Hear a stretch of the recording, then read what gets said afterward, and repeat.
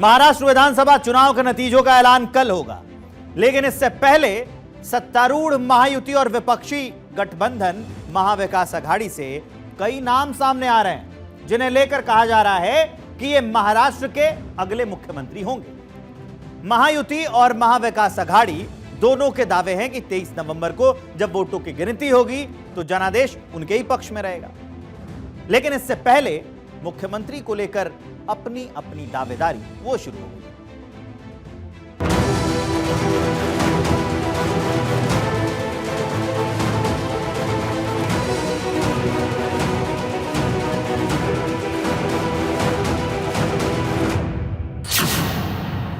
महायुति या अघाड़ी, किसकी दौड़ेगी गाड़ी?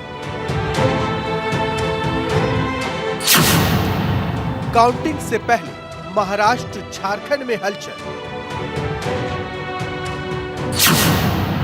सीएम पद की दावेदारी कौन किस पर भारी?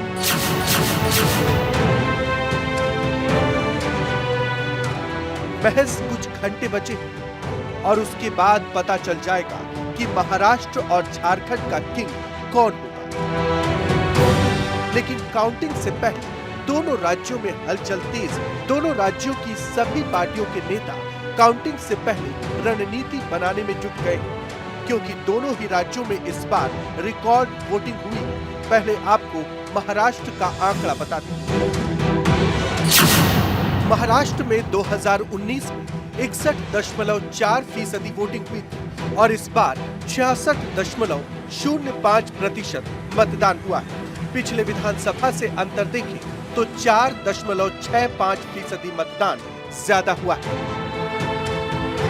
इस बार चुनाव में जनता जनार्दन का उत्साह खूब दिखा, खासकर गांव में।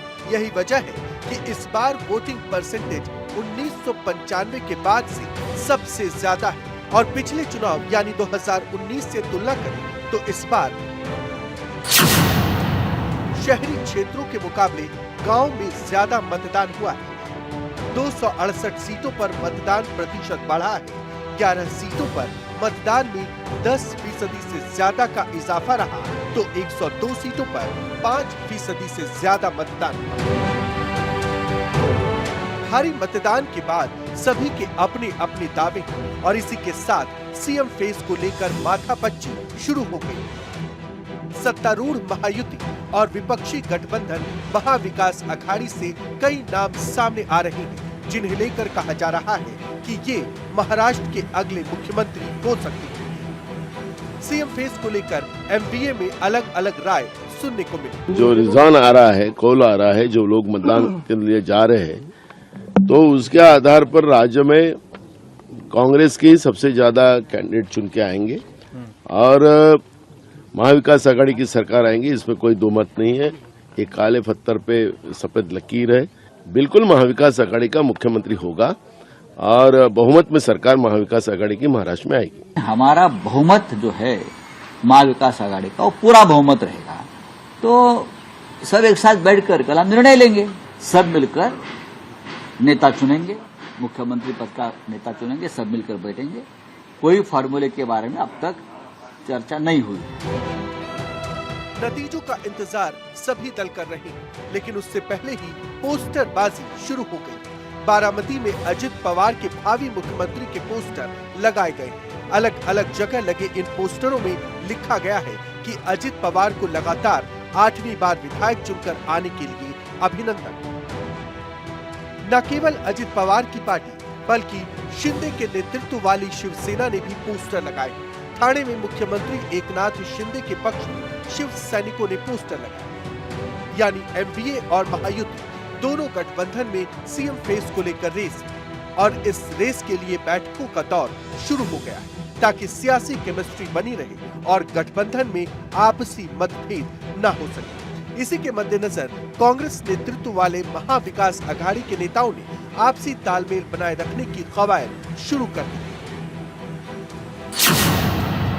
वहीं महायुति ने भी इमरजेंसी प्लान तैयार किए। दोनों गठबंधन निर्दलीय और बागी उम्मीदवारों के संपर्क में।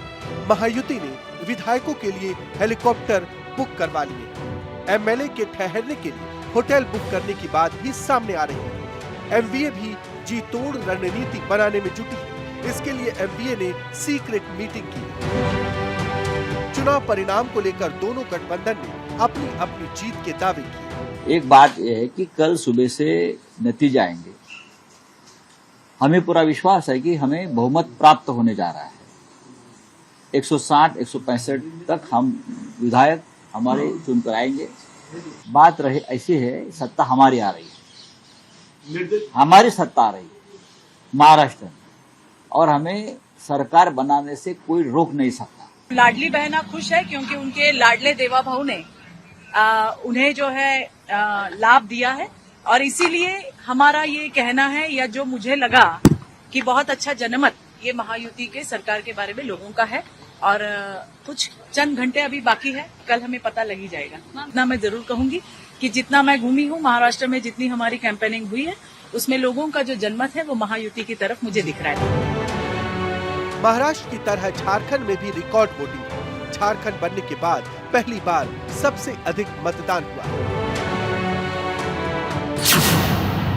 2019 के विधानसभा चुनाव में 66.4% वोटिंग हुई थी। वहीं 2024 में 67.74% मतदान हुआ।